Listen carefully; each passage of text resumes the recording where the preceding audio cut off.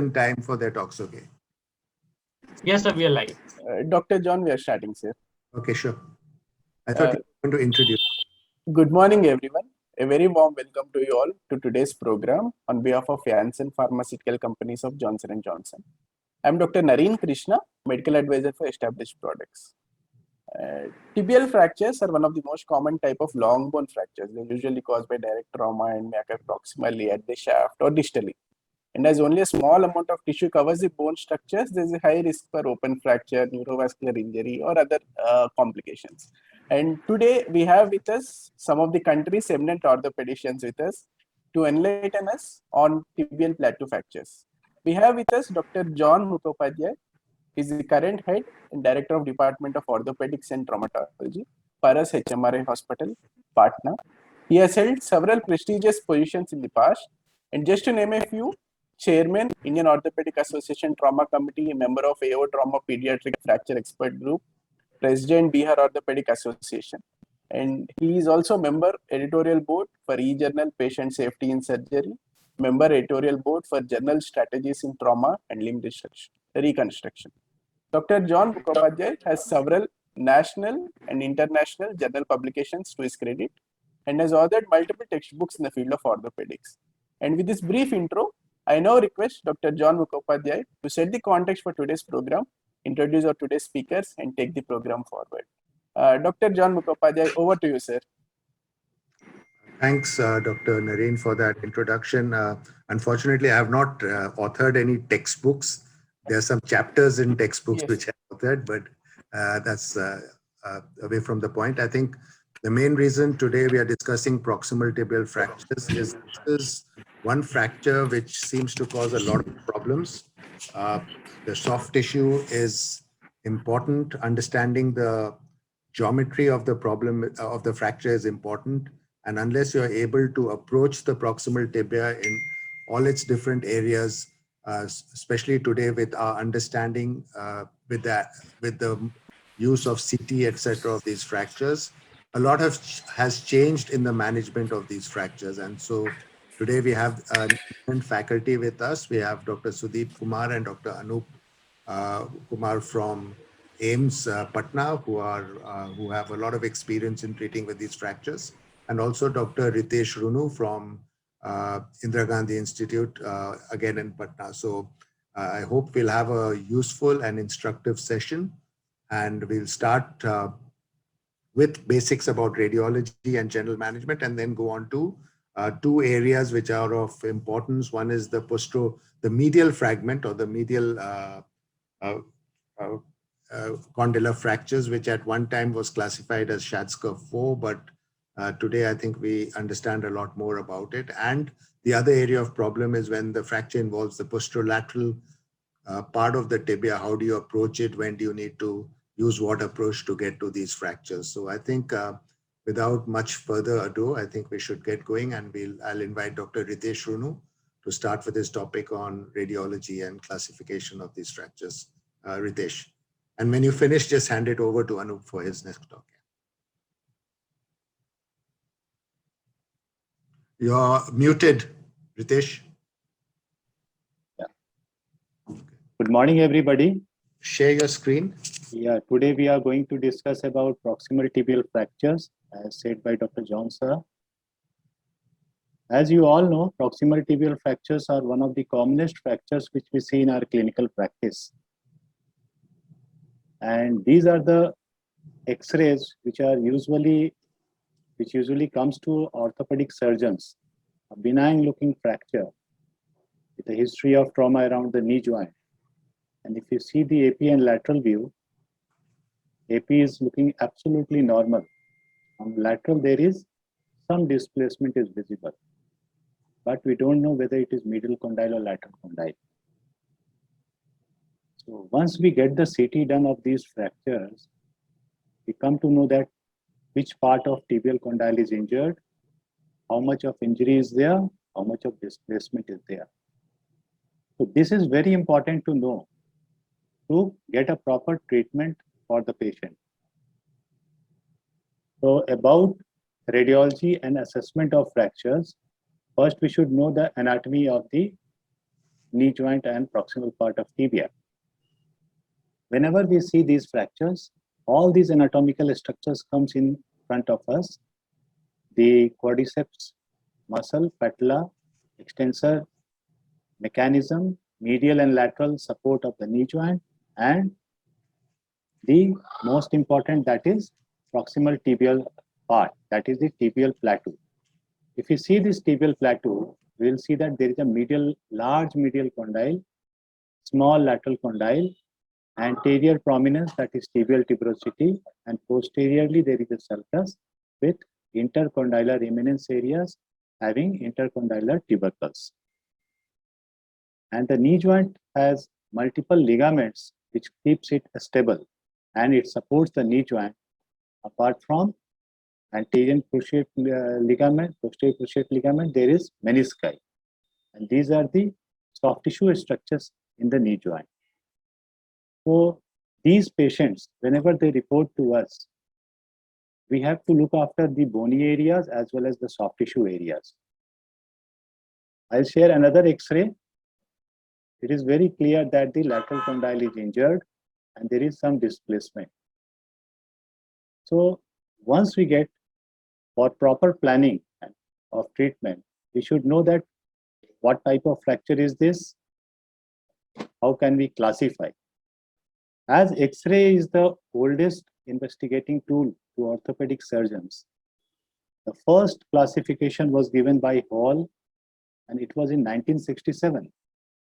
He classified these proximal tibial fractures as minimally displaced type 1, local compression type 2, local compression and split type 3, and all these first 2-3 types were related to lateral condyle.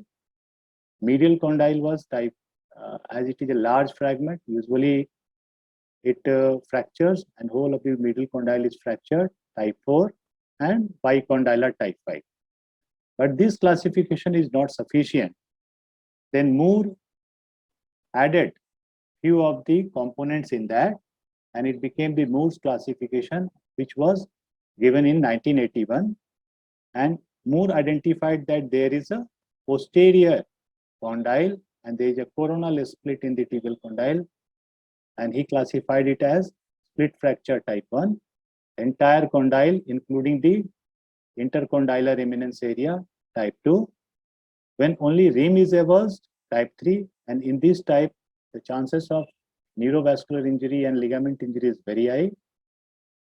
Rim compression type 4, and 4-part fracture where medial lateral condyle, intercondylar area are 3 fragments, and metaphysis plus diaphysis is the 4th part, and it forms the 5 types of Moore's classification. And all these fractures were classified on the basis of X-ray. Then came the Sachcar, Macomb, and Bruce classification, which is usually known as Sachcar classification in our practice. And Sachcar identified that apart from Hall and Moore classification, there are other parts also and other areas which needs to be identified and highlighted. And he classified it as where only lateral condyle is fractured and there is a split displacement. He classified it as 1, where there is a split and compression type 2, a split and compression but rim is intact, that is known as type 3, and all these first 2 and 3 types are related to lateral condyle. Then type 4 where medial condyle is fractured, type 5 where medial and lateral condyle is fractured but the intercondylar eminence area which is continuous with the metaphysis and diaphysis is type 5, and when it is comminuted with all the areas are fractured and there is a metaphyseal diaphyseal dissociation, that is type 6. So Sachcar broadened the classification and he just extended the Moore's, Hall and Moore classification to a different level. But here also he was unable to, and he did not classify medial condyle as he has classified lateral condyle. Then came AO-OTA classification in 1987, where these fractures were classified as extra-articular, partially articular, and intra-articular fractures. If you see the extra-articular fractures, type A1 is tibial spine or avulsion fractures. Then type A2 is complete metaphyseal fracture. Type A3 is multifragmentary metaphyseal fracture. And here, articular involvement is minimal. Both the condyles are intact. Partially articular fracture, B1 is split fracture, either displaced or undisplaced. B2 is local depressions, either medial condyle or lateral condyle, and split depression where there is fracture as well as there is depression also. And complete articular fracture where both the condyles are involved. If it is minimally involved, type 1. If it is simple articular plus metaphysis is comminuted, type 2. And if it is comminuted articular fracture, that is type 3. All these classifications were on the basis of X-ray. But even after all these classifications, we are able to record all these proximal tibial fractures, but the treatment of these patients were inadequate because X-ray is not sufficient for evaluation because it is a biplanar, it creates a biplanar image, even if we take AP view or lateral view. Therefore, a lot of posterior fractures, oblique fracture patterns, undisplaced fractures, pure compression type fractures were poorly recognized in these X-rays. And a lot of fractures we missed on X-ray. Then, if you see the classifications which were given since early, from 1939, classifications are coming and our understanding of proximal tibial fractures is improving with the advent of and use of new investigation tools. And in 2000, Khan et al., he classified these fractures on the basis of CT scan, which was extended by Luo et al. In 2010, and they gave 3-column concept on the basis of CT scan because they found that in their practice, a lot of patients need repeat surgery, a lot of patients with instability, reduced range of motion, increased rate of osteoarthritis. So they found that X-ray is insufficient in diagnosing and classifying these fractures. And later on, this CT classification developed, as we will see now.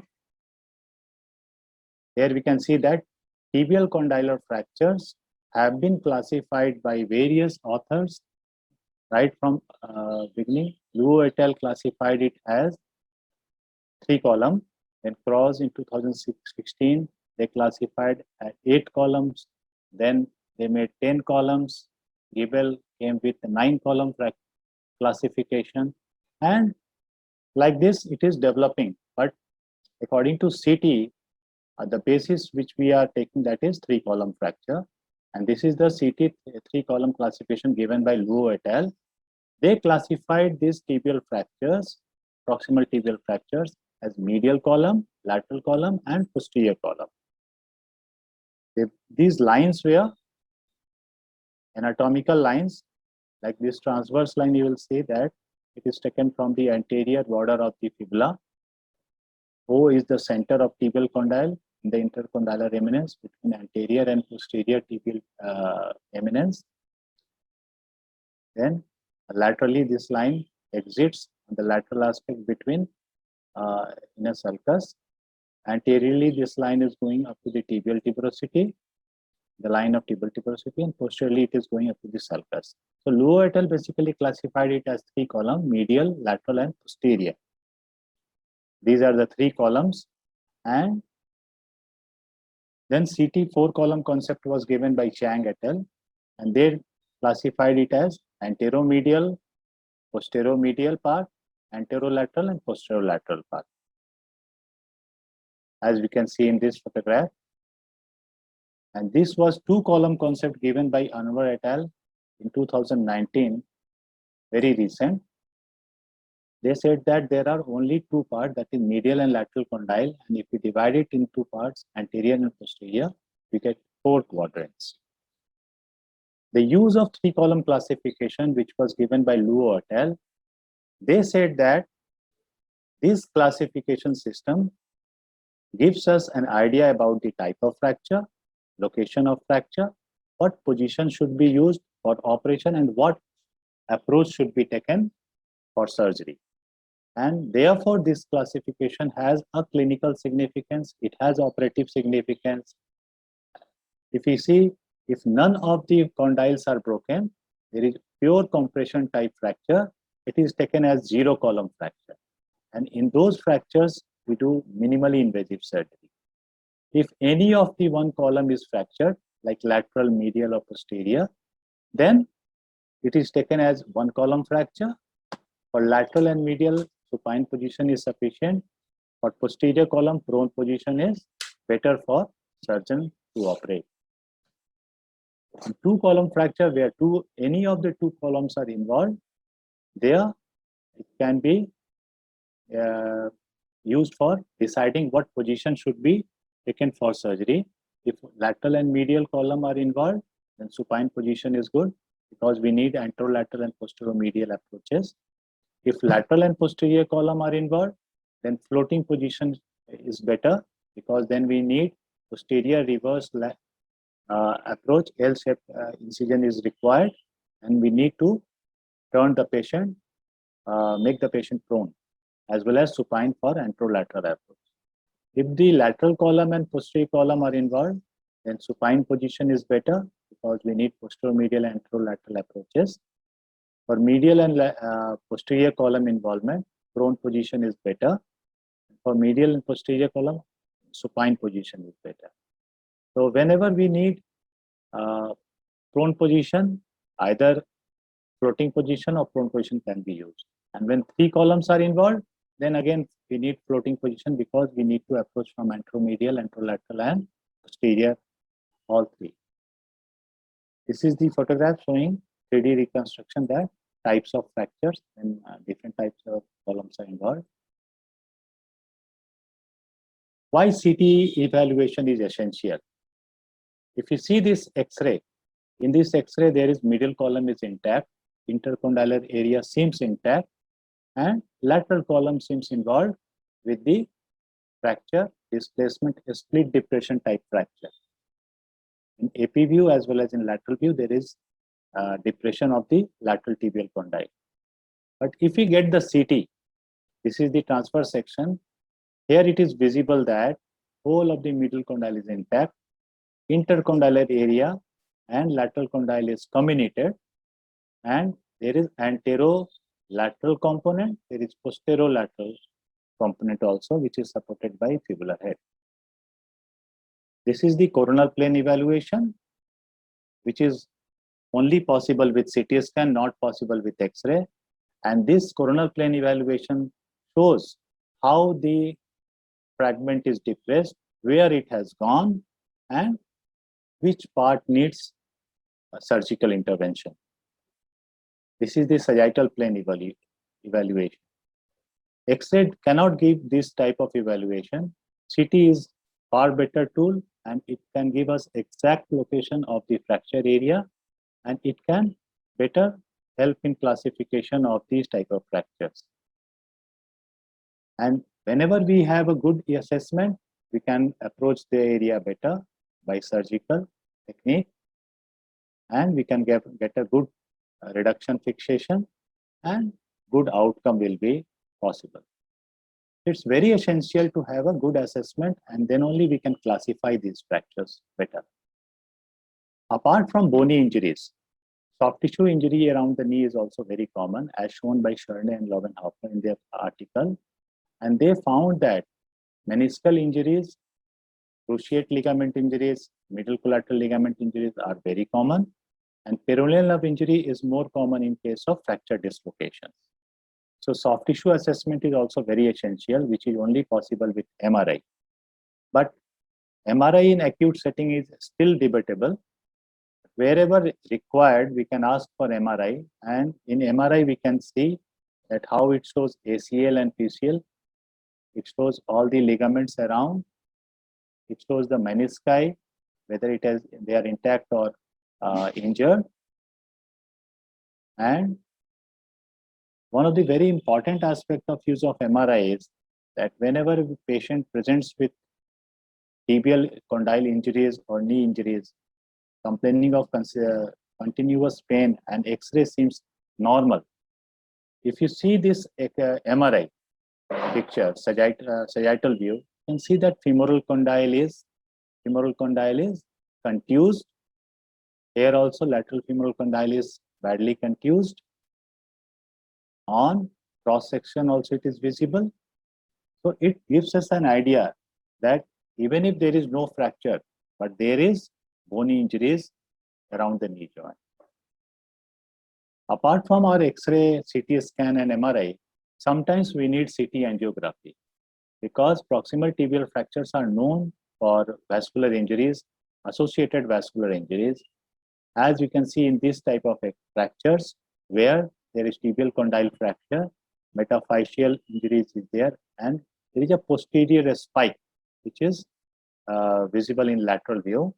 And this patient presented with tibial condyle injury and vascular injury.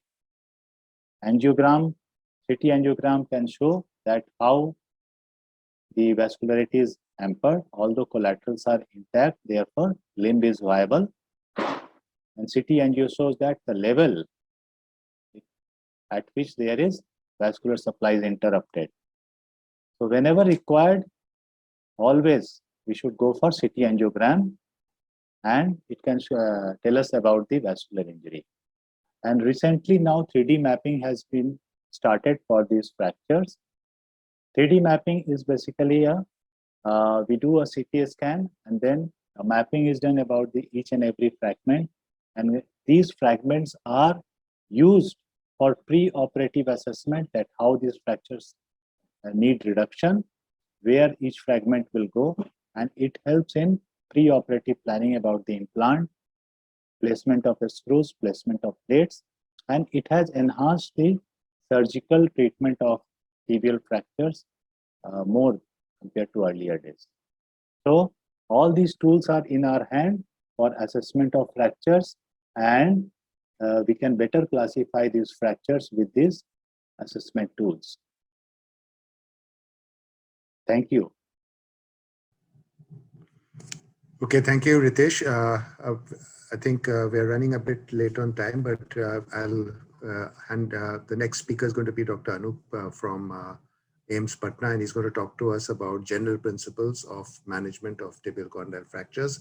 And at the end of this talk, we'll have a short discussion on the first two topics. So over to you, Anup.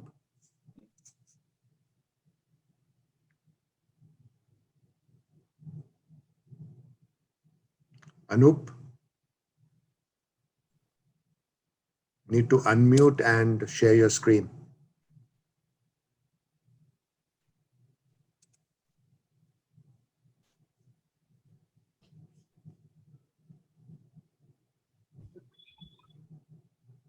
So sir, I think if there are any questions in the meanwhile, we can take one or two questions while he's loading up. Yeah, sure. Yeah, so one of the issues with the Schatzker classification was they were really based just on AP X-rays. Even the lateral X-ray is not really taken into account in them. And though it served a purpose for many years, with the advent of CT, we started realizing that there are a lot of fractures which you cannot fully understand based on that classification. And that was the importance of Luer's classification. Yes. And recently, in fact, the Schatzker classification has also been modified into a CT-based classification by Maurizio Cofuri, who's now working in the US. So he's Brazilian, but working in the US. So Anup, are you ready? Yes, sir. Please start. You have to share your screen.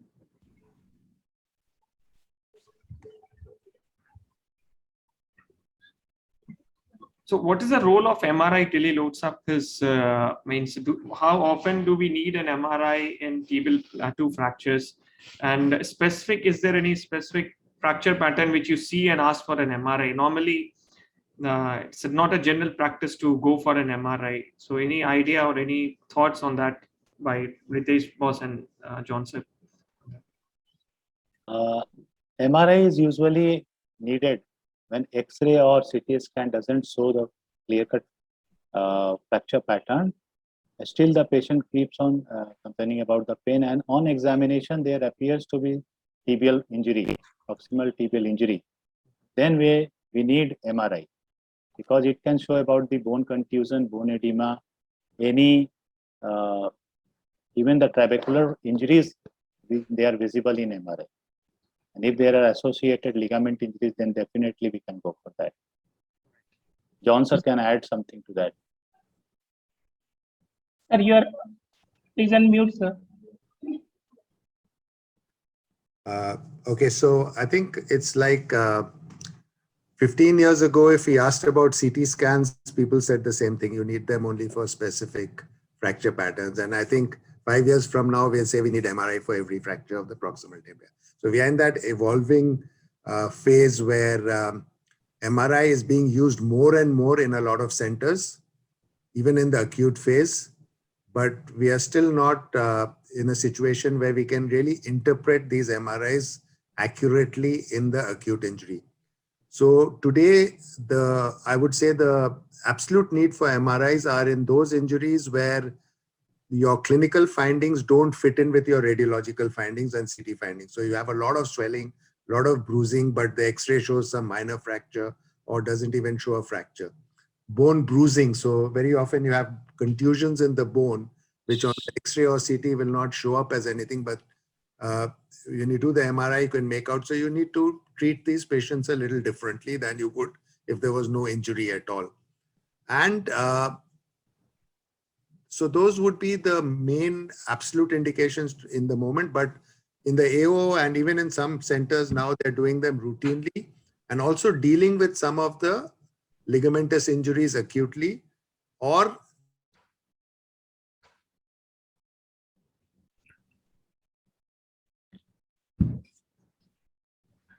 I think, sir, screen has just frozen. So I think in the meanwhile, Dr. Roop can start his presentation.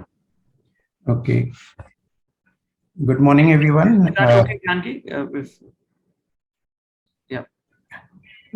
Yeah. Okay. So you can contact sir that about his screen, and then Dr. Anoop will start his presentation in the meanwhile. Yeah, Dr. Anoop, please go ahead. Your slides are visible. Okay. Thank you. Good morning, everybody. I'll be talking about the general principles of management of tibial plateau fractures.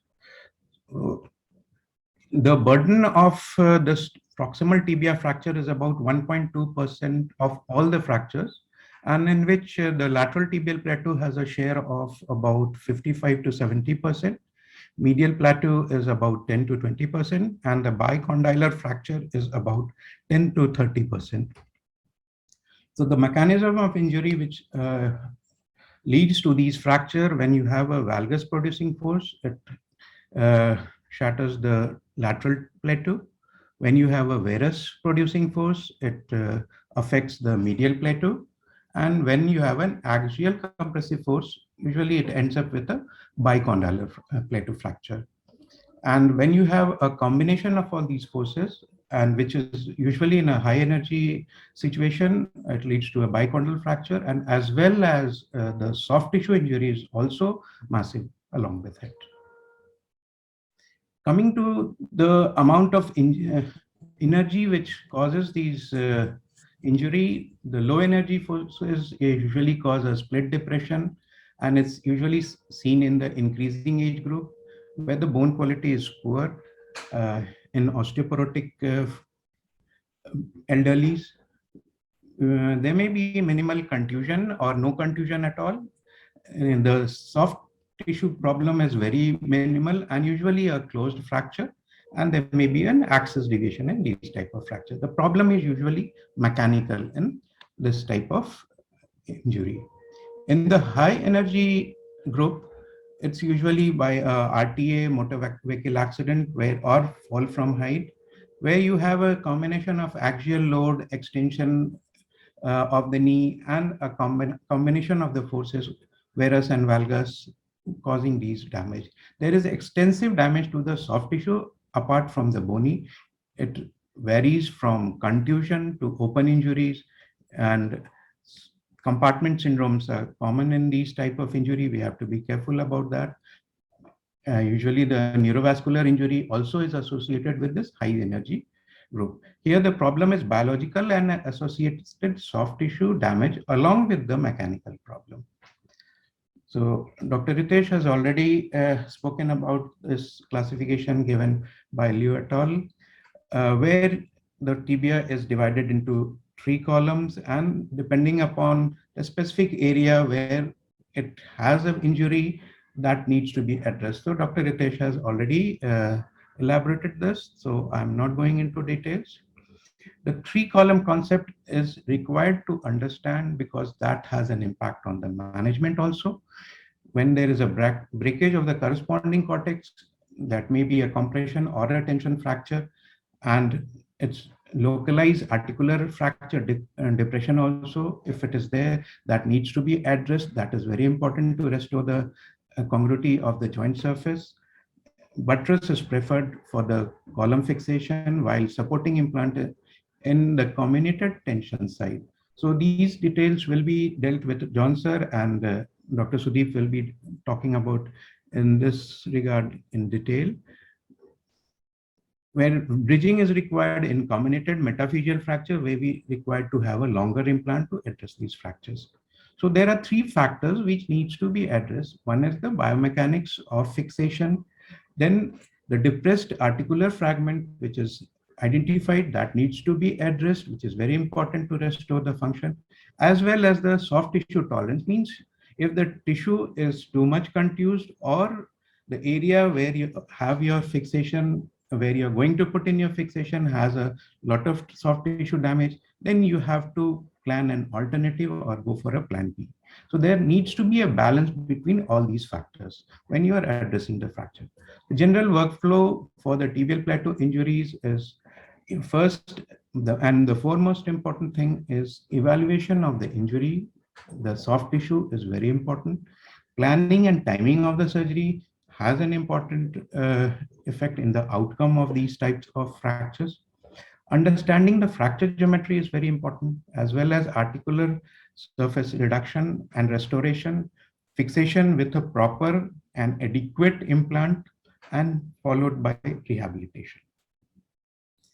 The first is, as the patient comes in, inspection, as which is part of all clinical examination, is very important. We need to look for the skin integrity, the soft tissue swelling, the amount of contusion there, whether there is an open fracture or a puncture wound, is there any gross deformity of the limb, and what is the neurovascular status of the limb. These things are important in each and every case, and it should be documented, and wherever possible, a photograph also needs to be taken, and for future references and medical legal purposes too.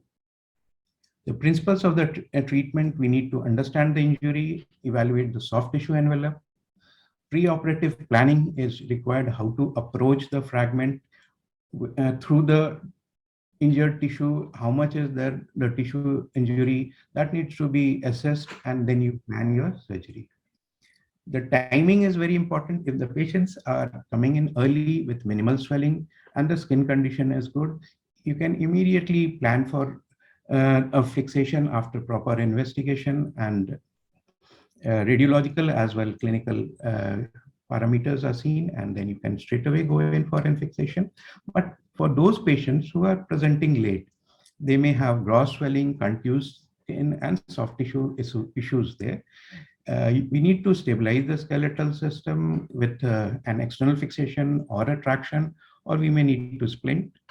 And splinting or the external traction, skeletal traction, which is usually a calcaneum or a distal tibial traction, which allows the soft tissue resuscitation, which gives the soft tissue some time to settle down. Coming to the timing of the surgery, when the tissue is not good, we need to splint the limb, we need to elevate it, we need to monitor the soft tissue, at a regular interval, whether it is improving or deteriorating further, how are the compartments, how is the distal pulsation, that needs to be looked into regularly. We need to stabilize if we are not going for a definitive treatment immediately.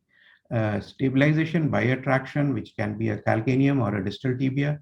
And if we need to put in a fixator, it has to be an external spanning fixator.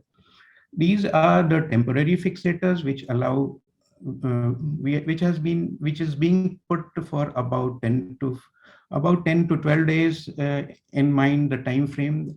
And by that time, the soft tissue also will settle, and we'll have the swelling will come down, and we'll have a good soft tissue envelope to protect our fixation, whatever implant we are using. The external fixator provides a provisional reduction. We need to keep in mind, we need to avoid the zone of injury when we are putting in this external fixator. 2 pins in the femur and 2 pins in the tibia, which should be anteromedial in the tibia, and anterior or lateral in the femur. If it is, we are putting an anterior, that means we are thinking of a time frame of 10 to 12 days, not more than that, because that goes through the muscle. Whenever we are violating a muscle, that has to be for a very short period. And in the same time, we need to augment these fragments. We can augment the articular fragments with the CC screws or KY, especially in the open situation where the knee is already open. We should try to do a provisional fixation of the articular surface, so that later on when we come in with the definitive, that aids in the fixation or planning of the articular surface. Stage protocol for the knee injury is very important, where the spanning fixator helps in the resuscitation of the soft tissue, which restores the limb and length, alignment, and rotation of the fracture. We wait for the soft tissue to settle. Usually it takes 10 to 20 days for the soft tissue to settle back. And we go in when we see those wrinkle signs appearing over the limb. Then only we go in with a knife. Otherwise, we may land up with a disaster with exposed plates or soft tissue issues. Once we wait for appropriate time, allow the soft tissue to settle down, the risk of complication comes down significantly, and definitely the outcome is better.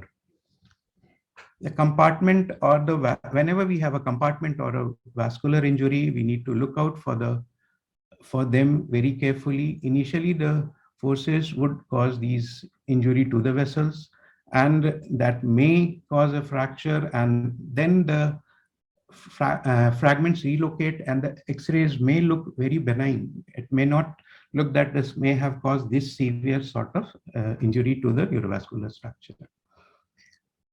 Look out for the swelling, and the soft tissue may appear very hard and no or feeble distal pulsation. With the increasing in the volume of a non-expandable space, the problem goes on. If we don't identify it early and address it early, we may even lose the limb. So increasing pressure, which is more than the arterial pressure, that gradually goes on decreasing the arterial input into the limb, whereas the veins which is already compressed and compromised, that allows the compartment to go on swelling.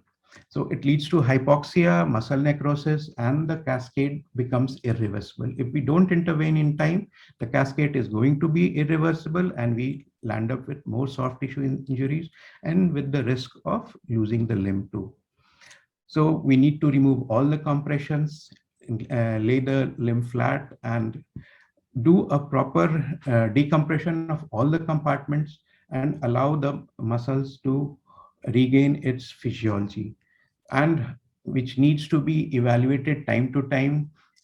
Means every 24 hours you are inspecting the wound and the color of contractibility, consistency, and the capillary bleed in the muscle. That needs to be taken care. If it is improving, that is a good sign. If it is not improving, then we have to look in for other causes, how we can salvage the limb. So clinical judgment is very important. So compartment syndrome, in majority of these swellings, blisters may not have been there, and all compartment syndromes don't have blisters. Careful examination of the limb and repeated examination at regular interval is very important. And especially when we have done a decompression, that also need to be inspected at regular intervals.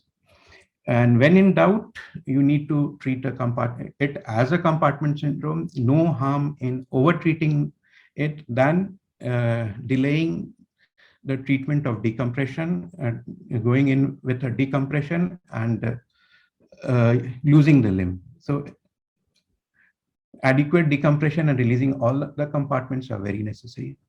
Sometimes we end up with some emergency operative procedures in this type of fractures.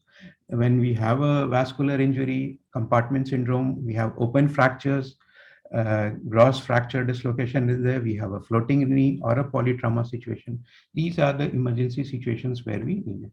Here is a patient, about 26-year male Italian, who was enjoying at the beachside on this hammock. And unfortunately, what happened, one of the distal pole of the hammock broke and it fell on his knee. And that led to a huge swelling around the knee. And he presented to us after about 12 hours of the injury. Unfortunately, he was a little away, where the beach side that was away from any medical help. So by the time he reached us, he had almost a stony hard calf muscle. The leg compartments were all tense. He didn't have a distal pulsation, and the nerve was also involved. So he had foot drop. So when we took an X-ray for him, the X-ray looked very benign, where you could hardly have any fracture lines, very discrete fragments displaced. So everything was almost in place. But looking at it carefully, we had fracture lines, which gave a clue that it is a vascular injury. And when we went in, we debrided it, we did a decompression. There was an injury to the popliteal, where it divides to anterior and posterior tibial artery. The junction was severed and there was a huge clot there, and the anterior tibial artery was restored. The posterior tibial artery was contused, so there was loss of a segment also, so that couldn't be restored. So it was a single vessel limb. And we, before doing this vascular repair, minimum percutaneous screws were passed for the fractured fragments. And later on inspection, the wound was healthy, and you can see there was a huge wound which had a lesson. The lesson learned in this case was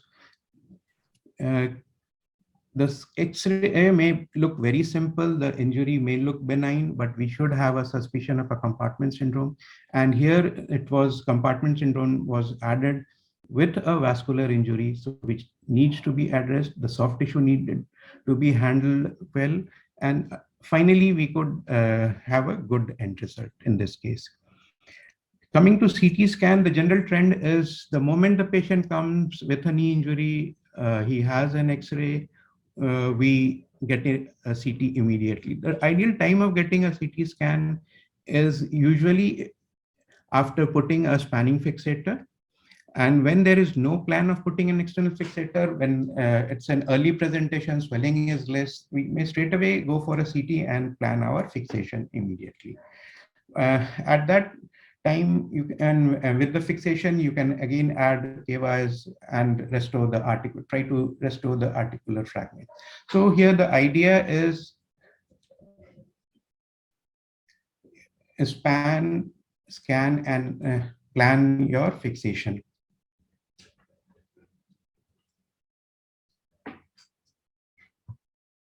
Sorry. Hello. Hello. Sir, we can hear you. Hmm? We can hear you. We can hear you. Oh, okay. Okay. Sorry for that. So the mantra is scan and plan your fixation. So the purpose of spanning is it gives rest, ligamentotaxis, and provisional reduction to your fracture. At the same time, it helps in monitoring the soft tissue. That is, assessment becomes easy with an external fixator in place. If it's a slab or any other splint, that you need to disturb the limb every time. But with an external fixator, that is the advantage. The gross alignment is restored, and the understanding, and at this time when we get a CT scan, the understanding of the same fracture and its geometry is much better. And we buy time for a better planning and soft tissue management. So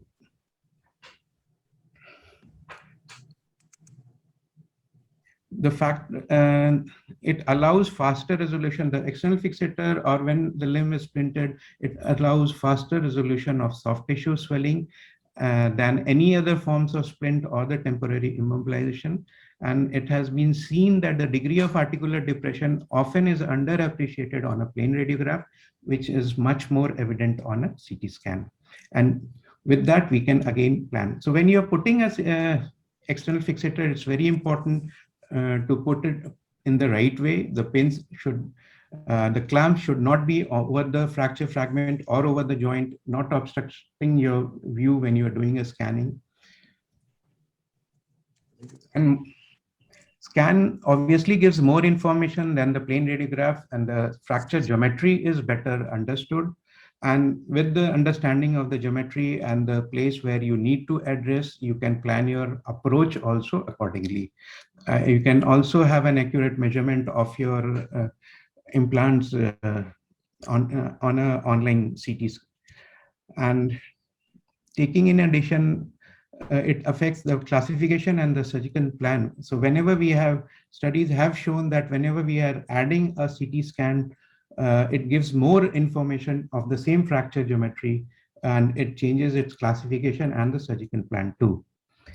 So planning is not just how to put the fragments back together, but also it's about the choice of the implant, direction of the screws and a wire, how you approach that particular fragment. The timing and staging of the surgery is important, and the detailed steps and required instruments also is you get time to plan all these if you're not doing it regularly, like distractors, stamps, ball pushers, periarticular reduction clamp, pointed reduction clamps. These all may be very handy for this type of fractures. So making a plan A and plan B is very important. So I'm not touching into any fractures at present because Dr. John sir and Dr. Sudeep would be addressing all those. And at the same time, this spanning the limb also gives an opportunity to discuss it with the patients when they are mentally and emotionally more settled. So the different reduction strategies, it can be direct, indirect, soft tissue preservation, restoring both congruity and the mechanical axis. I think, Anup, you need to conclude soon, yeah? You're muted. Anup, you're muted, but you need to conclude soon. I think you've muted yourself by mistake. Yeah. So we have seen the importance of the soft tissue thing, and the fracture geometry understanding is also very important. So these were the few different types of fixations, which I think John sir and Dr. Sudeep would be elaborating on these. Rehabilitation is again important part of that to give a good result to all your efforts for saving the limb and the fracture. So anatomical reduction, stable joint, and early movement is important, and optimal joint healing and function. So the take home would be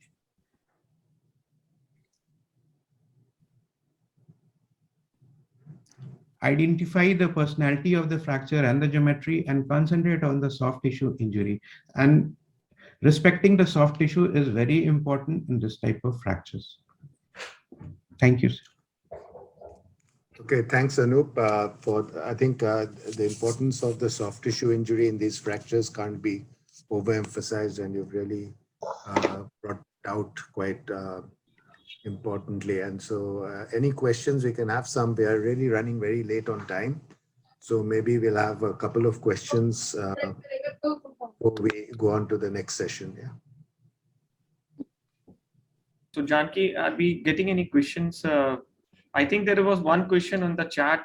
What's the, I think that they wanted to ask about the meniscal injury. So what's the percentage about different meniscal injuries and these fractures? So I don't have any data, but I'm sure that there are 30% chances. I've read it long time back. There was a 30% chances of a complex meniscal injuries, unstable meniscal injuries actually, but medial or lateral, I'm not very sure, but there was a huge 35 to 36% chance of a complex meniscal injuries in these fractures, and you have to look out for these injuries in a complex situation. Yeah, I think one second. More commonly with the split depressed fracture of the lateral condyle. Again, we are going back to the Schatzker classification for this because that's what's still used more often. Having the lateral meniscus trapped in the fracture is quite common. Okay, so it's usually a peripheral tear with the meniscus, which actually gets entrapped in the fracture. And this is important to anticipate and recognize. And so part of the approach is always to do a submeniscal arthrotomy on the lateral side before you go ahead and try to reduce your fracture. Yeah, Janki, you wanted to say something. So in that question, there is one more part, that which meniscus is more involved, like lateral or medial, and which type of surgical fracture it is more common. So I think the second part is answered. Yeah, so it's the split depressed fractures that's most common. And I think it's the lateral which is definitely more commonly involved than the medial. I think there are evidence people are doing dry scopy more often than not. Western, there are many trauma centers, they just put in a scope before they finally plan to close up. Yeah, and I think but once you come to the medial, the so-called Schatzker 4, which are the medial condyles, then a lot of these are fracture dislocations rather than pure fractures. And this is something that you need to understand, and they will very often have all kinds of soft tissue injuries, which you may not recognize, and then you find the problems later. And even submeniscal arthrotomy, they help in telling you whether the fracture has been reduced Absolutely or not. They don't give a clear indication of the posterior part of the meniscus and the anterior inner half, whether they are injured or not. But you can have a clear, very nice idea about that. You can visualize the thing, how much you have lifted the articular fragment. So it's much better to do it under direct vision rather than just eye on the C-arm. So, and when we have a meniscal entrapment, then on an X-ray also we get a telltale sign. The whole thing looks broadened, and it's difficult to reduce. If we are trying to do it a close reduction, it will be difficult because the meniscus is entrapped there and it springs back to. Yeah, and I think that's so another thing related to what Ritesh spoke is, although yes, we do rely on CT, it's important to try and read the X-rays carefully also. Now, with more and more CT being used, people stop looking at X-rays at all. Yes. Okay, but X-rays actually tell you a lot if you look at them carefully. Yeah. Even this MRI is very difficult to interpret if there is a lot of hematoma inside the joint. Getting a radial tear in meniscus is very difficult to identify even by the radiologist. Sure. Yeah, so that's the problem with relying on MRI in acute injuries where the bones are all over the place. Okay, so they're good for minor bony injuries, but major soft tissue injuries, more than where the fracture is greatly displaced. Okay, I think we should carry on. Over to you, Sudeep. Okay. for the next talk, which is medial tibial plateau fractures. I think I've shared my screen. If it is visible, just let me know. Yeah, it's visible. It's visible. You just need to make it full screen. That's all. Okay. Okay. So I'll be dealing with medial tibial plateau fractures, and these are and I don't have any. Sorry. I don't have any conflict of interest, and part of my slides are from AO trauma teaching materials that we get as a faculty. So that's acknowledgement for the AO trauma teaching material here. And we have seen this classifications, and we are just talking about these type 4, 5, and 6 probably here in this my talk. And we'll see how we have seen in Dr. Ritesh's talk very nicely that how these classifications have changed over the years. Though we typically keep on using this, but they don't really, when it comes to medial tibial plateau, there is a bit of an enigma where they don't actually help you in deciding. I'll tell you why is that. And though AO classification is also there, but still medial tibial plateau fracture in type C41, C3 is the one where ON41, C1, C2, and C3 are the one where we are dealing in medial tibial plateau fractures mainly. So long time back, that was 1981 when Tilman Moore described these fractures. He in his paper in that CORR 1981 very clearly mentioned about medial tibial plateau fracture actually. And I'll read a little bit about what he wrote is that this posterior fragment contains about half of the articular surface and may be larger, but it's really smaller than half. In 5 patients out of their whole 37 of odd patients, the fragment consisted of entire medial condyle. The fragment is ordinarily unstable and displaced distally with flexion of the knee, allowing the medial femoral condyle to sublux posteriorly. So this was a huge thing, 1981, and there are a lot of knowledge building has happened since then. But even in this paper, you can see that the posterior medial fracture fragment is still an unsolved problem. This was early 90s paper. So 1980s to 1990, not much had changed in that period.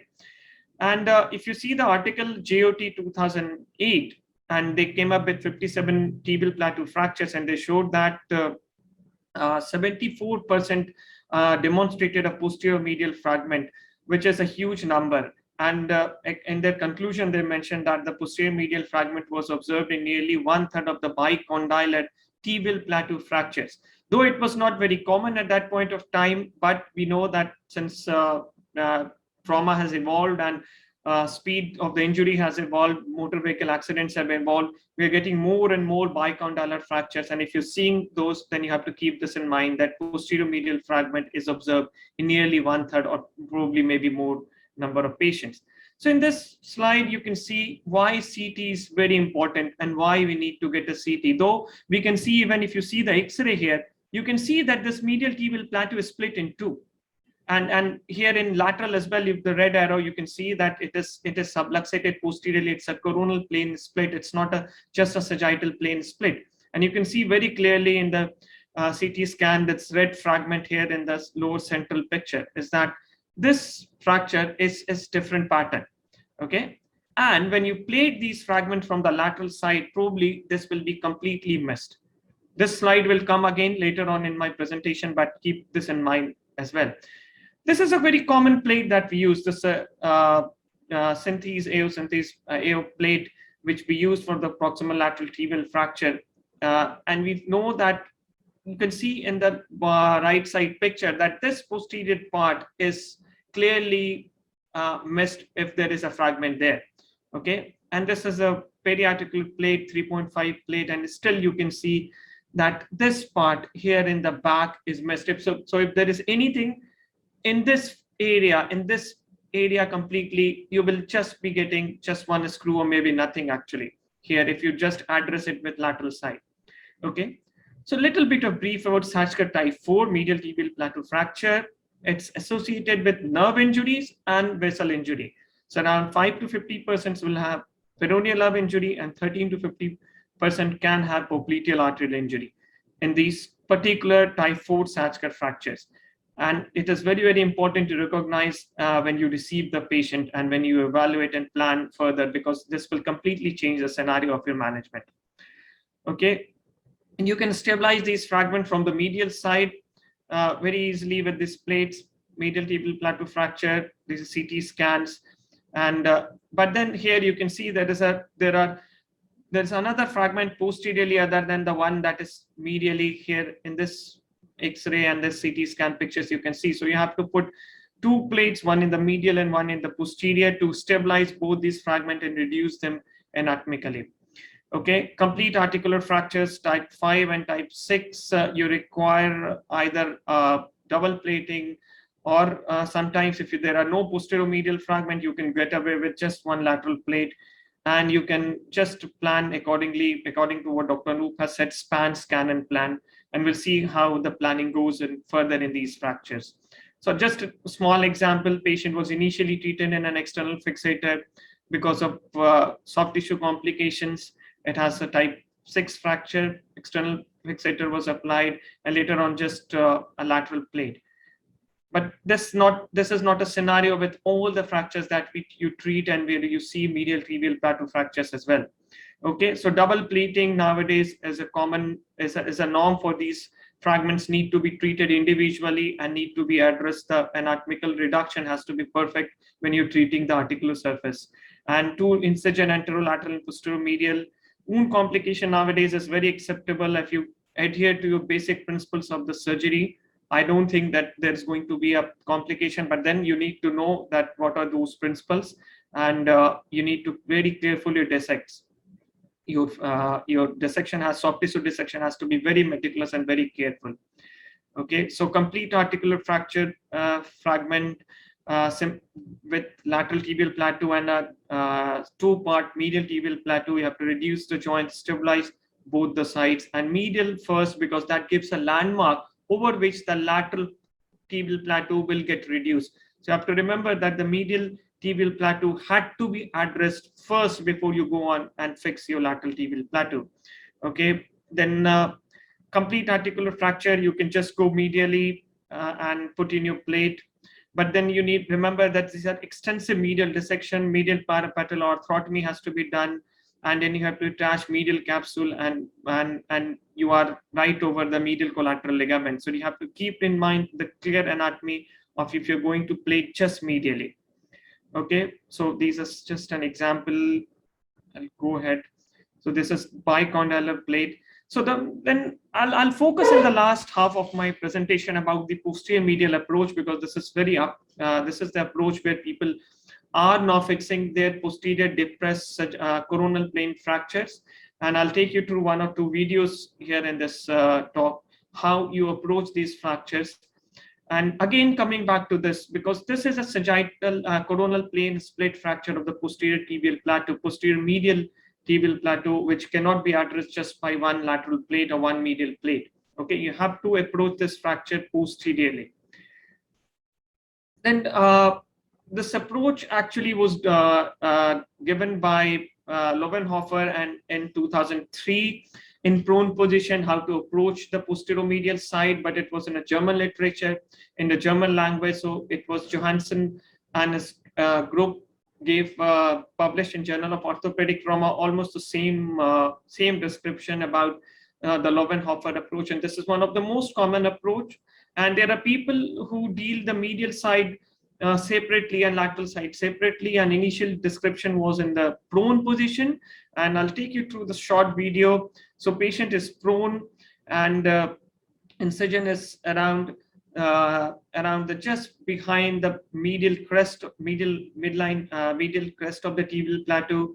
You give your skin incision, dissect it, remove the fascia, incise the fascia, dissect your gastrocnemius, and then separate it from the medial hamstring. And then once you are done, you are right onto the medial fragment. You just have to pull the medial head of the gastrocnemius, and you have to pull laterally and pull the hamstring tendons medially, and you're right there, right on the fracture fragment, and you can tend to plate it, tend to reduce it with percutaneous screws, but you can address these fractures very comfortably in the prone position, but they tend to fall back anatomically and automatically with a ball spike pusher. You can just put it, place it, and use any of the smaller fragment plates or distal radial plate, and then you are done. You are away with this. Okay, but then it's not very easy for most of us to go two approaches in the same patients. So a simplified approach, a Berg-Schaffer approach, which was designed to fix the posterior PCL avulsion fractures, people started utilizing the vertical limb of the Berg-Schaffer approach for posterior medial tibial plateaus. And I'll take you through this video where that you can see that there is a posterior medial tibial plateau. Patient is supine. Remember, patient is supine, just tilted to one side, because you have to fix the lateral side as well. You incise the skin fascia.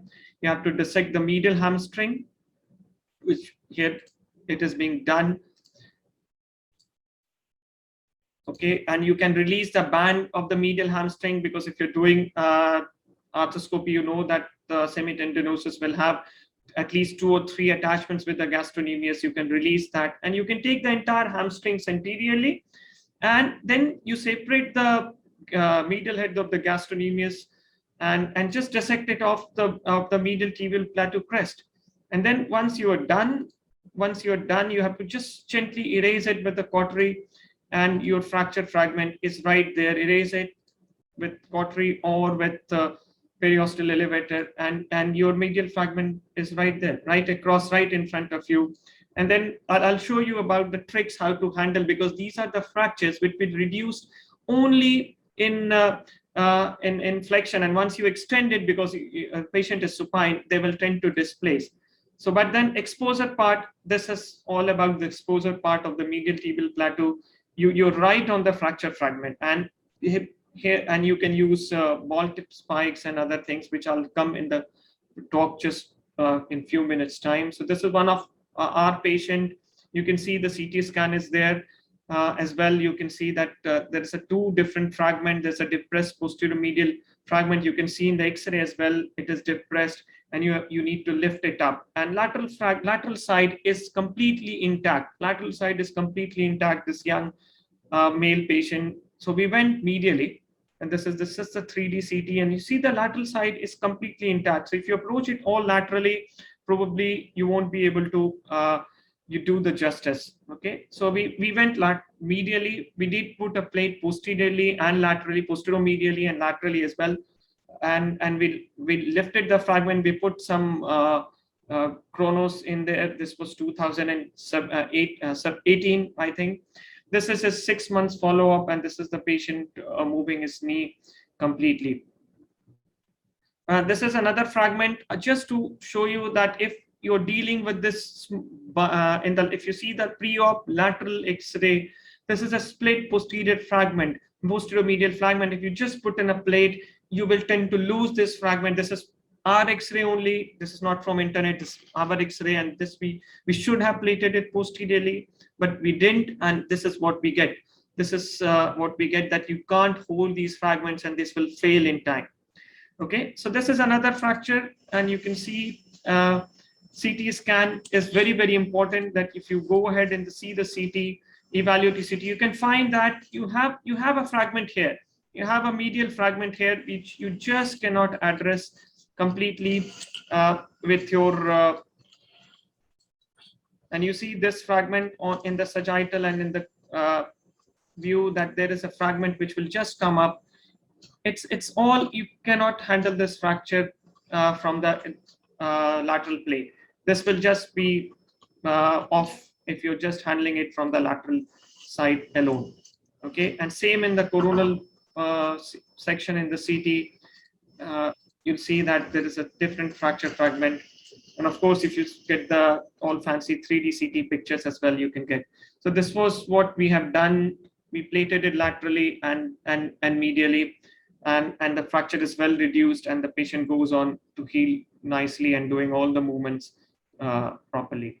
Another patient with the same, you can see a big bulky posterior medial fragment, along with a big chunk of the lateral side. And these are the patient you will need, you can see the CT, that there is a huge fragment posteriorly, which you cannot just hold with a lateral plate. And in the 3D CT also, you can see exactly the same thing. When it is being rotated, you can see that fragment, and you can put in a screw front to back and then just buttress this fragment with a plate, and then go on and put the lateral plate as well. And this is a patient showing good result and outcome at the end. These are his intra-op pictures. I think these are some other patient intra-op pictures where we have put in an AP screws as well, along with the posterior medial buttress plate, along with a lateral plate. And the patient went on with full range of movement, and fracture is healed.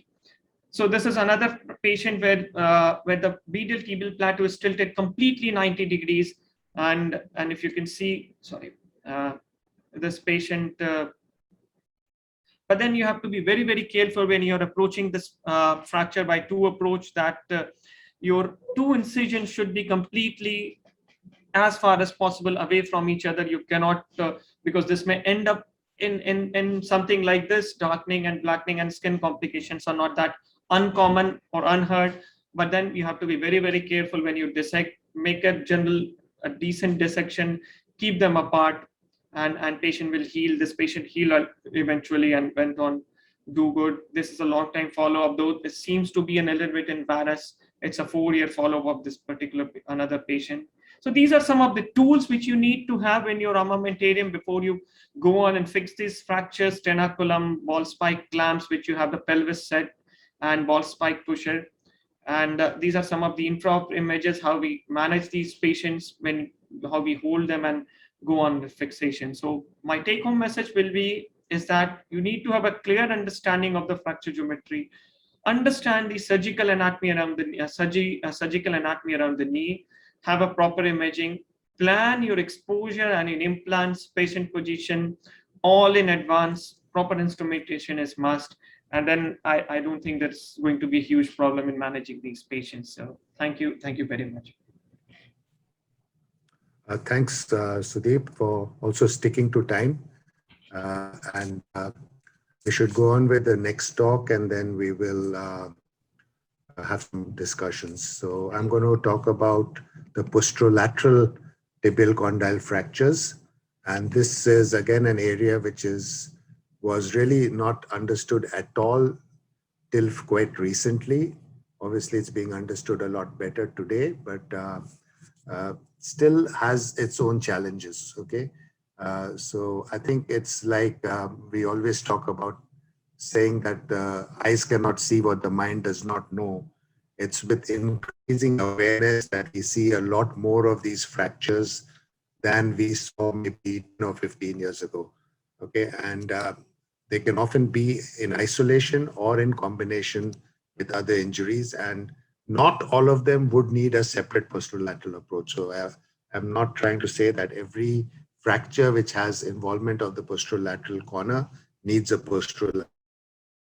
I think as we talked about, the Lewis classification is the one that really opened our eyes to the existence of columns in the proximal tibia. And as I mentioned earlier in the discussion, that even the Schatzker classification has now been modified to include the CT findings into the classification. And they have an equatorial line which extends from the anterior part of the fibula to, I think, to the posterior part of the medial collateral ligament, which behind that the areas are classified as posterior column. Now, the access varies. So there are different ways of accessing the posterolateral condyle. And you can actually do it through the anterolateral approach. And there's even an article by Dr. Oh from South Korea about how he does a modified anterolateral approach and goes releases a long way posteriorly from the lateral side and actually curves a plate round the back of the proximal tibia and then tries to actually compress it across that. I find this a little difficult to do, so it's not an approach that I use very often, but not all of these you need to go all the way to the back. So you can put a rim plate without going all the way back. Now, the common ways of dealing with the posterolateral fragment is through the posteromedial approach, and you can go a fair way to the lateral side through the posteromedial approach. And this is the way that Professor Luo from Shanghai tends to approach most of his posterolateral fragments. However, there are some fractures which really involve the posterolateral area, and there you need to use one of the posterolateral approaches. You can use it with the fibular osteotomy or without a fibular osteotomy. And there's some newer ones where they even use something like a lateral epicondylar osteotomy.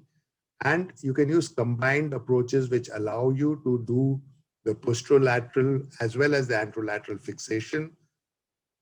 The Frosch approach allows you to do that without the osteotomy. And now we have this approach where we can combine the osteotomy and also put in an anterolateral plate, because one of the problems with the posterolateral approach is you cannot use a long plate in that area because of the vascular possibility of disturbing the anterior tibial artery. Okay, now, so as I said, one way would be to actually do it through the posteromedial approach. This would, if it was only involving the posterior part, you would use a prone position, use the Lobin-Offer approach, but extend your incision a little more so that you have more access. So here's a patient which has posteromedial as well as a posterolateral. You can see the depression on the posterolateral side here, but he has a posteromedial element to the fracture also. So you can go, so this is the lever that you can see that has been placed through a posteromedial approach. So you can go all the way across to the fibular side with your lever. And this is how the fixation has been done. So there's a plate here, there's a rim plate here, which goes across to the lateral side, and a posteromedial plate, which is on this side. So that's how it's been fixed. This rim plate goes across to, now if you have to go further here onto the lateral side, it becomes difficult. So here we've used a rim plate, a posteromedial plate, and a simple LCP to buttress the corner of a posterior fragment there, and is gone on to. Now, you can, like I said, you can do the posterolateral approach with or without a fibular osteotomy. The fibular osteotomy definitely gives you a really good view, but you have the problem of the fibular osteotomy. Some people are worried about the common peroneal nerve, and so it's not somehow gained as much popularity. But if you look at the access that you get with it, it is great. So depending on the fracture pattern, something like this, you really need to get to the posterolateral corner. It's very difficult to reduce it through any other approach without going to the posterolateral part. How we do the fibular osteotomy is usually in the lateral position. That is, our incision is centered on the fibular head here, and we extend it distally and proximally, almost equidistantly. You need to identify the common peroneal nerve, release it from the neck. And this is important to release a decent area just distal to the fibular head, so that you have an area where you can do your osteotomy, which is beyond the joint, but not into the diaphyseal part of the bone. So it's in the metaphyseal part of the bone, but proximal to the superior tibiofibular joint. And this is variable. So you need to clearly dissect out these various branches of the common peroneal nerve here and get a good view. And then when you do your osteotomy, you lift it up along with the attachment of the biceps femoris and the lateral collateral ligament. So the whole fragment goes up, and then this is the superior tibiofibular joint. Here we are approaching the joint line, and then you can do your, so this is the fragment here, and you can do a submeniscal arthrotomy there and get a good look in, and then put your plate. Now you can put your plate, depending on the situation, either posterior or anterior to the joint. Okay, in this case, as you can see, it's a little anterior to the joint, but that was the best place to buttress it. But what this view what this approach gave us is really good access to the fracture. So those are the intraoperative pictures, the final postoperative picture, and he goes on to have a good clinical result. Again, area of fracture there. You can see the CT scans, you can see the kind of depression and displacement there. And here again, through the transfibular approach, you can now visualize beautifully the depression here. So you've done your submeniscal arthrotomy here. That's the lateral meniscus, and that's the femoral condyle, and here's the tibial depression here. And you can raise this entire depression right from here up so that you get a really good visualization of the depression, and then you can go on and buttress the fracture and fix it and get on to a reasonably good result at the end. Now, as I mentioned, people have hesitation about osteotomy. So you also have a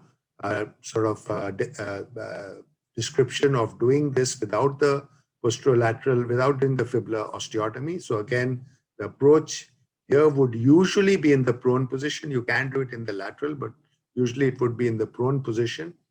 And you need to identify the common peroneal nerve. And then what you do is you need to take off the muscles from the posterior aspect of the fibular head. So you have the attachments of the soleus onto the fibular head that you need to release. And then you need to go right on the bone.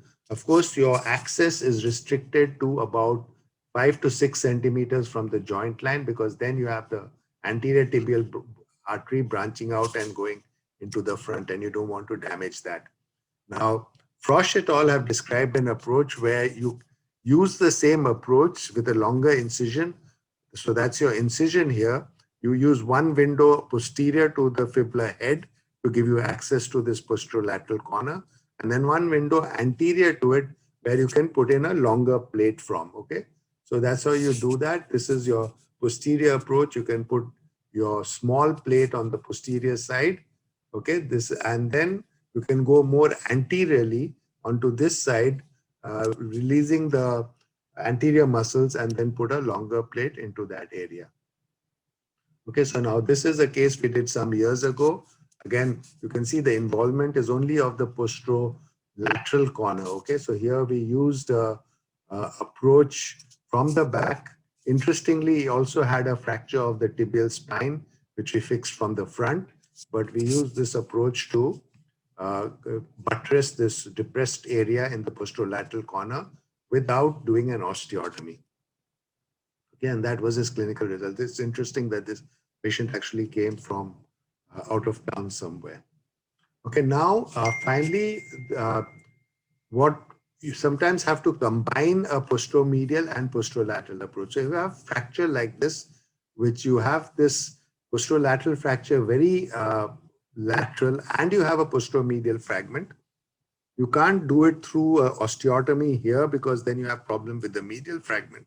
At the same time, you can't get that far laterally through your posteromedial approach. Okay, so you can see this entire posterior part, starting from the medial side to the lateral side, is involved. So you need to here, you can combine both a posteromedial approach. You can see here we have used the posteromedial approach to put a buttress plate on the posteromedial side. And then after that, we made a separate approach on the lateral side. You identify the common peroneal nerve, you dissect it out, and then take off the soleus from the posterior aspect of the fibular head, and then you can get down to the bone right there. Remember, this bone is quite deep, so you have to make sure you get down to the bone before you sort of retract the muscles across to the other side. Here's a plate on the lateral side. There's a buttress plate. You can see it's a short plate that you put there on the lateral side, and this is your plate on the medial side. And again, this is him at his follow-up doing quite well. So this is now where you have a situation where you have the posterolateral corner involved, but you want to put a longer plate, and you can see the kind of smashed area of bone in this posterolateral area. Now, you need this to approach to this to get a good reduction and visualization of your fracture, but you need to put your longer plate on the anterolateral aspect. So here you can use your fibula osteotomy to approach this area, but then also extend your approach to the sort of anteriorly onto the lower side. Okay, so you make a slightly curved incision. The steps are the same in that you have to identify the common peroneal nerve, you need to release the nerve, get down to the fibula neck here, release. That's the common peroneal nerve, that's the neck of the fibula. You do your osteotomy, you raise that fragment, and now you can see this is the superior end on the right, and here's the depressed area on the left. Okay, and submeniscal arthrotomy, which gives you a good visualization. You elevate this, and you can put in some lag screws from the back to kind of, because there's enough subchondral bone here. So, but we can't put a plate long enough to really support this on the posterior side, okay? Because your posterior approach is kind of limited to about this level on the lateral side. And then, so you same incision, you then take off the muscles from the anterior part of the proximal tibia, retract that posteriorly, and then you can put your plate in onto the anterolateral part there. Okay, so that's your buttressing effect on the lateral side. You can go fairly long way back to be able to support this. You put an additional screw for the posteromedial fragment front to back from this side, and eventually the fixation of the fibula osteotomy. So interestingly, we've done this approach a few times. So this was way back in 17. We've done a few cases, and it actually hadn't been written up until quite recently in 2019. I saw this paper where they've talked about this approach. So there are also some other interesting approaches. So this is from this article by Matthew Gardner and Dean Lorish. This is from the Hospital of Special Surgery, where you can see they've done a lateral epicondylar osteotomy, and that takes with it the insertion of the popliteus.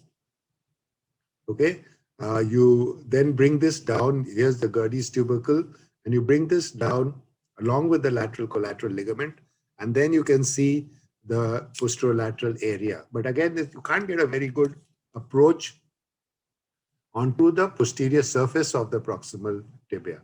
So I think there are many approaches. Now people have talked about the lateral wall osteotomy. People do a split fibula head osteotomy. So gradually more and more people are trying to find different ways of approaching this area. And this tells us that people are still not satisfied as to the best way to approach this area. Okay, so I think the take home is that now we have a lot of posterolateral approaches which are well established, but remember, they're not required for every fracture that involves a region. I think your approaches are based on a proper understanding of the fracture geometry.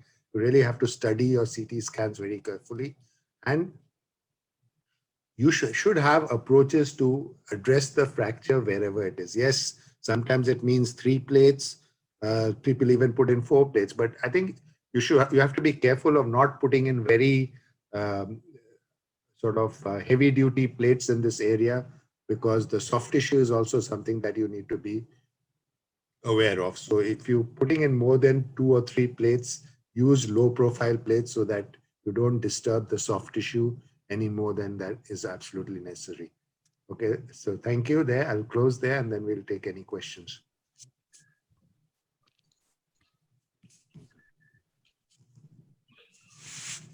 Oh, Ritesh, you're still here. I thought you had to leave. Okay, good. So I think the distal radius set comes in very handy when you are approaching these fractures in a non-conventional way. Yeah, so we use the distal radius 3.5. We also sometimes use the radius systems. Yeah. So recon plates also, we can mold them wherever it's required. True. So all 1/3 tubular, recon, all these sort of plates, depending, we use for the buttress thing. That's very good. So for buttress, it's not those plates don't need to be very heavy duty. Heavy duty, and Support, profile yeah. is also low. That's the advantage. You don't overstuff the wound. Absolutely, yeah. But I think There are sometimes, in spite of all this, we find ourselves not really fully understanding the fracture when we get there. And you're wondering, what did I not miss out and things like that. So I think you have to be really careful about your analysis of your fracture patterns before you go into theater. That's really important. there are few questions in the chat box, sir. Like Sure. for Anup, sir. One question which was asked is which type of fixator usually preferred, ring fixator or monolateral fixator? What is the risk of pin tract infection? So that's what I replied there also. The AO type of fixator, the spanning ring is for the definitive fixation. If you're going, and AO type will be for a temporary one when you're having a 7 to 8 day or 10 days timeline. The chance, and you can immediately within 7 to 10 days you can remove the plate, remove the fixator and go in with a definitive plate. But if it is prolonged, then you have to think of changing your pin. If it's gone through the muscles, it has to be in a plane where it is not hampering the muscles, or mixed type. Yeah, I think that's absolutely correct. But what I would, I know in the West, there's a great tendency to put a spanning fixator on all these fractures initially. I think in our situation and the social circumstances, we have to be a little choosy about which patients we put on a fixator. Yeah. Okay, so not every proximal tibial fractures I would put on a fixator. I think the ones which are subluxed or dislocated or things like that, definitely that's an area where, or there's a huge displacement and the joint is subluxing, because that ligamentotaxis is going to help you reduce, at least get a provisional reduction of the fracture. And knowing that you may take 2 weeks before you get there, if you leave it in that displaced position, you're going to end up problem. So if the patient has soft tissue swelling, but the fracture is not grossly displaced, I tend to counsel them, yes, the fixator may be the better way, but it means 2 visits to the OT, it means 2 anesthetics, it means more expense for the patient. Add-ons to the economy. And so you really need to discuss this with them and not do it as a routine as they do for some of these situations. Yeah. Also, sir, other than 2 visits to the OT and other things, I think the management of the pin site, if the patient goes home and then comes back to you, is another major exactly issue. And you can't keep them in hospital for 2 weeks or 3 weeks. So I some of them I would just put on a slab or even traction and then leave them, let them go home and come back later. And then all will depend upon how's the soft tissue and how grossly the fragments are displaced. So displaced, yeah. But the ones which are subluxed and all, then I think that is definitely the best way to do them. And again, you mentioned that is stay away from the zone of injury. So don't put in your pin in the close to the proximal tibia. Put them a little away. Yes, of course, you may have some fractures which extend more distally, but that area is not such a big problem as the area around the proximal tibia. Do you prefer the external fixator for definitive fixation also in any case? If it is not grossly displaced, we achieve an alignment, then that can go for a definitive also. Yeah, I think. But in the West, they don't advocate this. They say always it's a temporary thing and you have to remove and then go in. But here, economics is also an important thing. And where we don't need an additional fixation, suppose everything is reduced, articular congruity is there, then we can have a definitive also. I think the way I look at it is, if you have not too much of an articular displacement and but a lot of soft tissue injury, that's an area where I would sometimes use a ring fixator as a definitive fixation rather than a. But spanning fixator is a temporary. Your spanning fixator is a temporary device. It doesn't have strength also to mobilizing. And also, if you are thinking that there's soft tissue healing is going to take time and patient is very comorbid, then you can just put a couple of screws in the in periarticular area just to hold the articular fragment, and then in those scenarios you can do away, but then your fixator has to be robust enough. It just cannot be 2 pins in the femur and 2 in the TV. And Yeah, you can do that away. can- Yeah, Cannot so help. you'll have to modify the fixator at some stage to either ring or add on pin or add a supplementary ring or And with make a minimal hybrid, fixation to the intra-articular articular. Absolutely. especially when it is Yeah. an open one and it will take a long time to settle down. And those provisional fixation with K-wires, maybe sometimes we add a CC screw or something, just a minimal to hold the articular fragments in place, that will help. The target should be early mobilization. Yeah, but when it is an open injury and Those you cases, don't know the soft tissue coverage, how much time it will take, then for that, those, you have to pick and choose. You have to customize for each fracture personality. yeah, So definitely. similarly for compartment syndrome, sometimes we've used a definitive external fixator where, Yeah. you know, it's take a long time before you're going to be able to really put in a I think fixator. so 10-12 years back there was a big thing for this periarticular fractures was that you put in a ring, one ring above, and then put an linear fixator below and combine both of them. This was a huge thing, and patient can wait there. Initially, I think 2008, 9, 10, it was a upcoming thing in India. Many people were doing that. Or this Yeah, in fact- Hybrid sort of ring and AO. Yeah, I think the problem is definitely that's an option for some fractures. I mean, I wouldn't say it's not not for an all. There is one question in question answer. That one is Dr. Sudhan. So he wants to know how to decide when to use rafting technique and when to use buttress plate on the basis of Sajkar classification.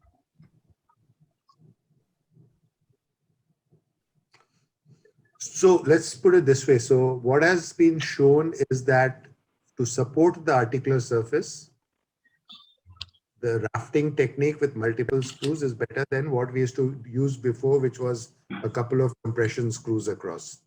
Okay. So that is for rafting, and buttressing is for a different purpose. Okay. Just support the Buttressing. fragments in place. One question from Dr. Bharate. He wants to know that need of bone graft after elevation of depression. How often you use it? Sudeep sir has answered it all. What I said, sir, was that we normally don't routinely use a bone graft in a fresh fracture unless until it's a massive depression. Though I don't have an amount of how much depression we will address without a bone graft. But normally we don't. We elevate it and just go away with it. But in a delayed presenters or the fractures which has presented late to us, definitely we keep an option of grafting it. When we know that if we're lifting it up, there's a huge void which is coming up, then those are the patients when we do a grafting. Otherwise, in a fresh fractures, when we are going ahead, we don't think we have grafted any in last 4 or 5 years. And the fresh ones, if we have elevated it and we have a good rafting below, then even a huge, big voids also, they tend to heal up because it's in the metaphyseal area. The fragment, articular fragment is supported and it is not depressed during the course of treatment, then most of the time those voids fill up. Yeah, Sir, I think what you have to make sure is that when you elevate the articular surface, Support, you're doing it along with the subchondral bone. support, yes. Only then your rafting is going to work. Yeah. Okay, so if you are able to elevate the articular surface along with the subchondral bone, today we almost never bone graft them primarily. It's very rare that we even use bone substitute. Sometimes we might, where we feel there's a big, but I think the void is not the problem. The problem is whether you've got Support. adequate rafting to support your articular surface, and for that you need the subchondral bone.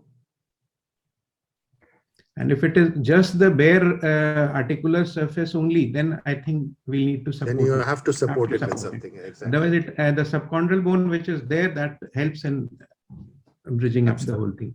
I agree. Whenever you are choosing for the supporting like bone graft, in between bone graft and bone graft substitute, which one is better? So I think you need to know what you're using it for, okay? If you're looking at support, actually the substitutes are better. If you're looking for osteogenicity, there's no doubt that bone graft is better. And fresh fracture, you're really looking for support rather than osteogenicity. Yeah. So, sir, for the posterior medial fragment, would you consider taking the patient prone, or most of the time you go in the supine position as only?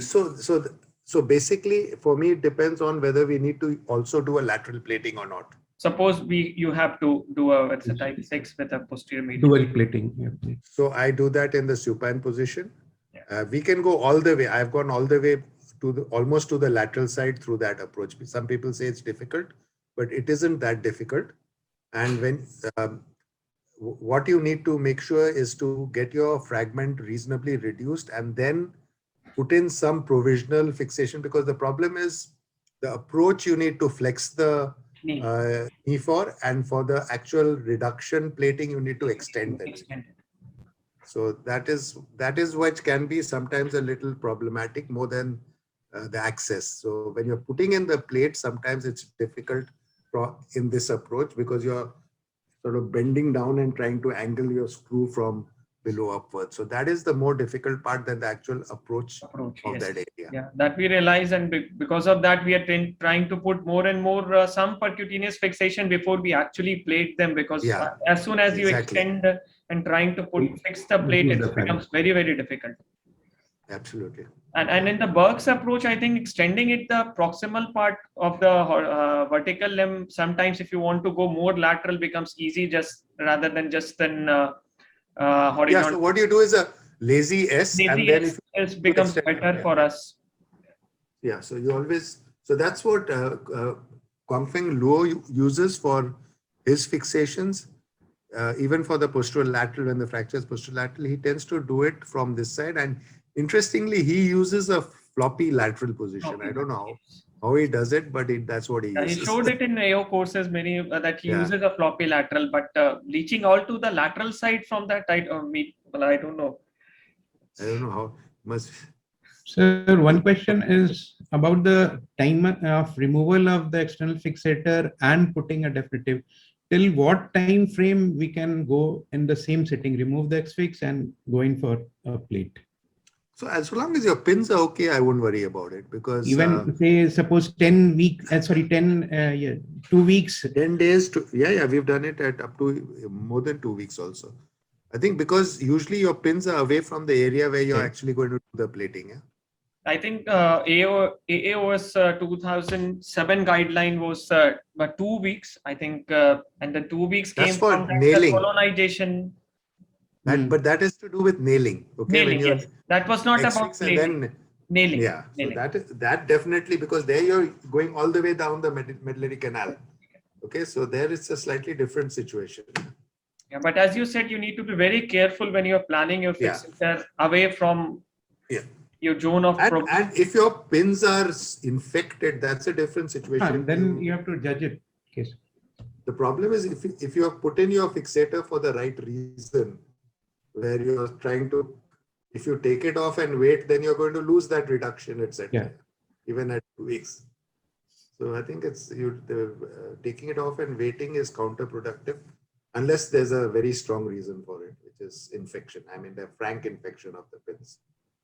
Sir, about nailing, sir, there are so many papers between 2010 to 15 about the nailing in proximal tibia fracture, tibial plateau fracture. Sir, do we still do nailing because there are now so many nails are doing ETN and then suprapatellar? These things we can do for. Yeah, so I think it's for a different pattern of fractures. Okay, so if you have a fracture extending down into the shaft, or you have a separate shaft fracture and you have a tibial condyle fracture, there's a situation where nailing is of benefit. But if you have a depressed fracture or a split depressed fracture or something like that, which is off the proximal tibia only, then it doesn't make sense to me to put a nail down. Certainly the combined fractures, it's a very useful technique. And we do quite a lot of it, where if you have a fracture extending very low down or a separate shaft fracture and a proximal tibial fracture, we often use that. And with this, we've been using the suprapatellar nail quite often recently. So that's one way of doing it. Because the suprapatellar, the main advantage of the suprapatellar nail is the fact that it allows you to keep the leg in extension. You don't have to flex the knee to put in your nail. Okay, which So you have to do any with the conventional. particular fracture pattern that you will not do a nailing in a proximal tibia fracture, anything like the one posteromedial fragment? So yeah, so if it's a completely displaced, that's what I'm saying. So I would use it for pure proximal tibial fractures or very displaced proximal tibial fractures. So these are fractures of the shaft with have a area where, okay, you have a split fracture or a slight depression on one side or a posteromedial. Even for a posteromedial, we can even put a small buttress plate and then nail it for the shaft fracture. Because the shaft fracture, the plates are not very good for. Okay, so you have the other side of it. Is that? Yes. You have mentioned And the nail is very soft tissue friendly. That's the other thing. Yes. So in case of soft tissue edema, that nailing we can prefer, sir, if it is. No. So no. So you again don't. So the nailing is not for pure. What we talk about as proximal tibial fractures, I would very rarely nail it unless it's a because I don't see any great reason to nail it. Okay, but if you have a combined shaft or a fracture that extends a long way into the tibia, that's where I would be inclined to put a nail there, rather than just pure soft tissue injury. So there are so many classification in like in the CT also nowadays. So which one to follow for a working classification? Which one you suggest? So I think the lower classification doesn't make it. You have. I mean, I won't give up the Shatsko altogether, but sensibly. So use it in conjunction with the CT rather than as a pure classification. And now they have the modification, you can use that. Yes, sir. The CT modification of Sachs classification is, it has become more comprehensive. Yeah, so that's also quite good now. Yeah. I think those others in dividing into 14 and 15 segments, it's getting a bit too complex to me. You can never remember that. And of these classifications are that we cannot remember them every time. Exactly, yeah. Recording of these is also difficult. Sure. Okay, so I think if there are no more questions, from the Janssen side, Dr. Krishna, do you have anything to add? Sir, nothing from my end, sir. Okay, sure. Great. Okay, so I think thank you, everybody. Thanks to all the faculty. Thank you for spending their Sunday morning here and helping out with the webinar. And thanks to Janssen for sponsoring the event and for all organizing everything here. And of course, the people who attended, I hope you learned something from it. I know there are a lot of webinars nowadays that we are reaching a situation where we're having a overflow and over. Yeah, I know. It's for me. I'm beginning to get totally fed up of webinars, but anyway. So thank you very much and goodbye, everybody. Yeah. Yeah. you. So with this, we come to end of an excellent day of scientific sessions. We have very clear take-home messages from our speakers today. A few of them being the role of imaging modalities in tibial injuries, evaluation, identifying the geometry of the fractures and focusing on soft tissue injuries, and approaches based on proper understanding of fracture geometry. I thank Dr. Ritesh, Dr. Anup, Dr. Sudhi for the excellent talks. And finally, I would like to thank Dr. John Mukhopadhyay for setting up the tone for today's meeting, the excellent talk, moderating the discussion, and keeping it very interactive and interesting for the audience today. And I would also like to thank all those who have been part of today's program and contributed to it. Take care and stay safe. Goodbye. Thank you.